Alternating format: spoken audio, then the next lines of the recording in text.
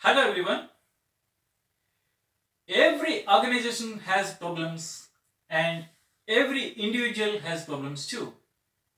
For that reason, problem solving skills are of great importance to organizations and individuals.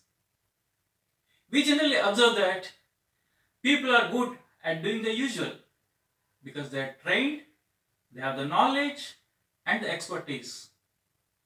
But when they encounter unexpected, unprecedented problems, they tend to back out.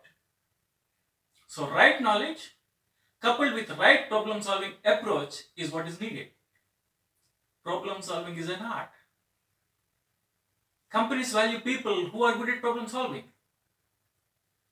If you are a regular problem solver in your organization, you are valued, you are recognized, and you are appreciated. This session is aimed at equipping you with skills, good problem solving skills, with established tools and techniques. You can use them in your organization and in your private life as well. This is not just a theoretical session. You get a lot of practical exercises and